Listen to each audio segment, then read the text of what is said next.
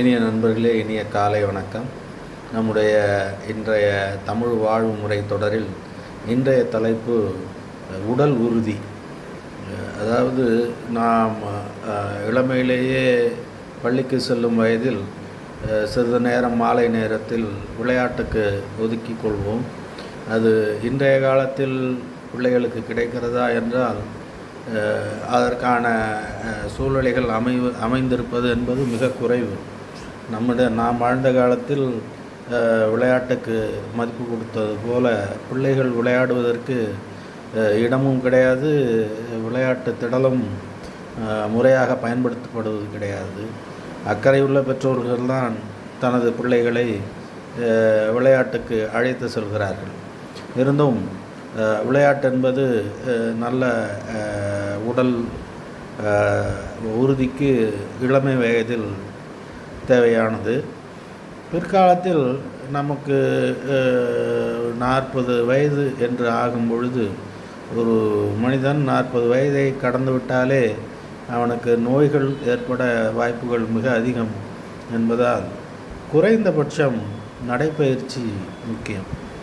நாம் முறையான ஜிம்முக்கு சென்று முறையாக நாம் சில உடற்பயிற்சிகளை மேற்கொள்ளும் நண்பர்கள் சிலர் இருந்தாலும் சாதாரணமாகவே உடற்பயிற்சி என்பது புறந்தள்ளுவது இயல்பாகவே உள்ளது. அது மிக தவறு. நாம் நடைப்பயிற்சி என்பது அதில் மிக முக்கியம். நடைப்பயிற்சி குறைந்தது 2 மணி நேரமாவது விடாமல் காலை நேரத்தில் தொடர்ந்து நாம் கடைபிடித்து வந்தால், 2 மணி நேரமாவது தினந்தோறும் கடைபிடித்து வந்தால் நாம் உடல் வலுப்பெறும். அது இல்லாமல் நோய்கள் எளிதில் நமக்கு வராது. குறிப்பாக இதய நோயும் அல்லது நம்முடைய சில உடலிலே இப்போதெல்லாம் மிகவும் பணக்கார நோய் என்று ஒரு காலத்தில் கருதப்பட்ட சர்க்கரை நோய் இப்பொழுது மிக மிக சலுகையாக மிகவும் எல்லோரிடத்திலும் காணப்படும் நோயாக தற்போது மாறியுள்ளது. அதெல்லாம் தவிர்ப்பதற்கும் வந்த நோயை கட்டுப்படுத்துவதற்கும் அந்த உடற்பயிற்சி மிகவும் நல்லது என்று மருத்துவர்களால் பரிந்துரைக்கப்படுகிறது. உடற்பயிற்சியில் மிக முக்கியமானது நடைப்பயிற்சி. நடைப்பயிற்சி மேற்கொள்ளும் பொழுதே நாம் நல்ல ஒரு ஏகாந்த மனநிலையை நமக்கு அது தருகிறது. அது நடைப்பயிற்சி முடித்துவிட்டு சிறிது நேரம் அமர்ந்திருக்கும் பொழுது நமக்கு அதை நாம் உணர இயலும். அந்த ஏகாந்தமான உணர்வு அடுத்தடுத்து என்ன செய்கிறது என்றால் நமக்கு மன உறுதியும் நல்ல மனநலமும் நல்ல உள்ள உறுதியும் நமக்கு கிடைக்கிறது. அன்றைய பொழுது இனிமையான பொழுதாக அமைகிறது. நமக்கு தேவையான வல்லமையை அது தருகிறது. எப்படி காலை 4:30 மணிக்கு நாம் எழுவது எப்படி நமக்கு நல்ல பிரம்ம முகூர்த்தத்தில் எழுவது நமக்கு எப்படி அன்றைய நாளை மிகவும் இனிமையான நாளாக்குகிறதோ, அதே போல் 5:30 மணிக்கு பிறகு ஒரு நடைப்பயிற்சி 7:30 மணி வரை விடா நடைப்பயிற்சி தொடர்ந்து நம் வாழ்வில் மேற்கொண்டோமானால் அது மிகுந்த நலமிக்க ஒரு தன்மையாக அது அமையும். அது நம்முடைய மனநலத்தையும் உள்ள உறுதியையும் நமக்கு அது தரும்.